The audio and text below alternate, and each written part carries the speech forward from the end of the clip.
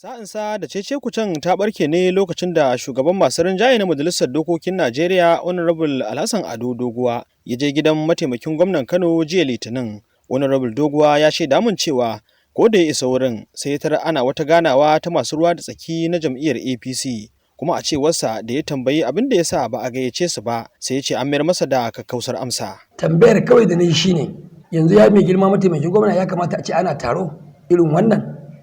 Bangaren gwamnati akwai su na jiha, kwamishinoni akwai su, bangaren jam'iyya akwai su, bangaren majalisar jiha shugaban majalisar jiha na wurin. Mu da muke majalisar tarayya da majalisar dattijai ba a gayyaci ko ɗaya daga cikin mai zama wakili a wannan tsarin ba. Laifin me muka yi?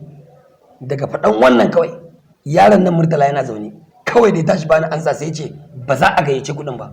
Waɗannan kalmomi su ya faɗa suka hasala ni. Kuma a wurin taron nan suna shan shayi, akwai kofi a wurin ana shan shayi. Garin yana kokawan yana zagina, kofin shayin ya faɗa ƙasa da ruwa. Da ya zube a ƙasa, santsin ruwa shayi da ya zuba a ƙasa ya ɗebe shi ya faɗi ya fasa bakinsa a ƙasa. Amma sai na ga ana ta yayata labarai a ƙasa cewar wai ni ne na jefe shi na ji masa rauni. Ni ban jefi Murtala ba, ni ban ji masa rauni ba. Wannan dambarwa dai watakila ta fito da ɓoyayyar matsalar da APC Kano ke fama da ita, inda Honorable Doguwa ke ganin ya kamata gwamnan Kano Abdullahi Umar Ganduje ya saka baki tunda ana tunkarar babban zaɓe. Ai baraka ba za ta ɗinku ba sai idan mai girma gwamna Dr. Abdullahi Umar Ganduje ya yarda cewar kowa ɗansa ne. Sai Dr. Abdullahi Umar Ganduje ya yarda Murtala ɗa ne, mu ma ƴaƴa ne, domin muna fuskantar muguwar barazana daga abokan hamayya.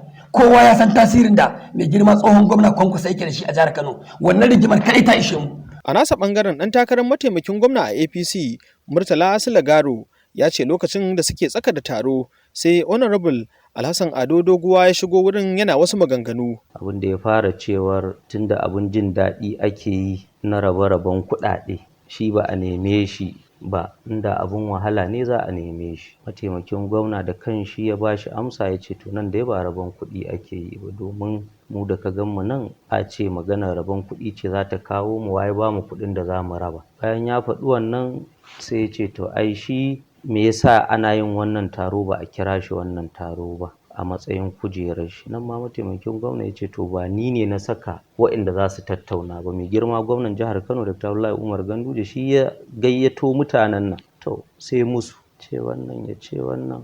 Amma yana cewa ka ba shi amsa da cewa ba za a gayyace ku ba.